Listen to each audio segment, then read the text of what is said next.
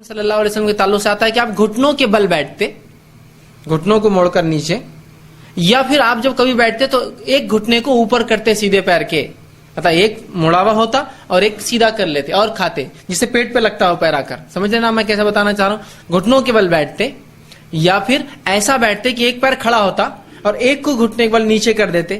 ٹھیک ہے، سمجھ رہا؟ اس طرح سے آپ کھانا کھایا کرتے تھے. ٹھیک، اسی طرح آپ کے تعلق سے دیکھا گیا کہ آپ گھٹنوں کے بل بیٹھے ہوئے، جیسے اس کو بولیں گے اکڑو بیٹھنا عام زبان میں، جس میں دونوں گھٹنے اوپر ہوتے اور آدمی بیٹھتا ہے، ایک کو اوپر رکھا اور گھٹنوں کے بل آپ بیٹھتے تھے. ٹھیک ہے، تو کھانے میں بھی آپ تواضع اختیار کیجیے. ایسی کوئی پوزیشن کھانے میں اختیار نہ کرے جو پوزیشن تکبر، ریا، گھمنڈ، بڑاپن دکھاتی ہو. ایسی پوزیشن سے اجتناب کرے، اس لیے کہ نبی اکرم صلی اللہ علیہ وسلم فرمایا، صحیح بخاری کی روایت ہے، میں ٹیک لگا کر نہیں کھاتا. اور پھر آگے فرمایا، میں بندہ ہوں اور بندوں کی طرح کھاتا ہوں اور بندوں کی طرح بیٹھتا ہوں. ٹیک لگا کر میں نہیں کھاتا، اس لیے کہ ٹیک لگا کے کھانے میں تکبر ہے، دکھاوا ہے اور گھمنڈ ہے. جیسے کہ نبی اکرم صلی اللہ علیہ وسلم کے زمانے میں رومی جو لوگ ہوا کرتے تھے وہ ٹیک لگا کر کھاتے تھے. ٹیک لگانے سے مراد وہ کھانا جب کھاتے تو لیٹ جاتے تھے، پورا لیٹ کر، پھر کھانے لا کر ان کے ایک طرف رکھے جاتے اور پھر یا تو الٹے ہاتھ سے یا تو ادھر لیٹے تو سیدھے ہاتھ سے پھر کچھ کھاتے تھے، یا لوگ ان کو کھلاتے. رومی لوگوں کا طریقہ تھا اس زمانے میں، جو مالدار قسم کے لوگ ہوتے لیٹ کر کھاتے. یہ ایک بڑے پن کی علامت، دکھاوا، تکبر کی علامت ہوتی تھی. تو ایسی کوئی بھی پوزیشن سے آپ بچیے تکبر کی علامت.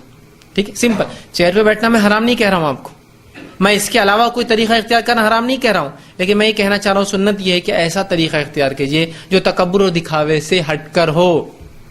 تو ٹیبل پہ بیٹھنا بھی کوئی حرام نہیں ہے، بیٹھ سکتے ہیں، لیکن اگر تواضع کا اگر یہ تقاضا ہے کہ آپ نیچے بیٹھے تو بہتر ہے. ان کچھ لوگ ہوتے ہیں نا، محفل میں دو کھانے چل رہے، ایک نیچے اور ایک اوپر، وہ نیچے نہیں بیٹھتے، نہیں، اسٹیٹس اپنا اوپر والے کے لیول کا ہے، تو اوپر بیٹھنے سے سمجھتے عزت زیادہ ہوں گی، نیچے بیٹھنے سے عزت کم ہوں گی. ایسا نہیں یاد رکھیے، ایسا نہیں یاد رکھیے. تو عزت والا جو آدمی ہوتا ہے نا، اس کو کہیں بھی عزت ملتی ہے، اور جس مقام پر بھی لوگ اس کو اٹھا کر اوپر لا کر بٹھائیں گے، اس لیے کہ عزت والا ہے.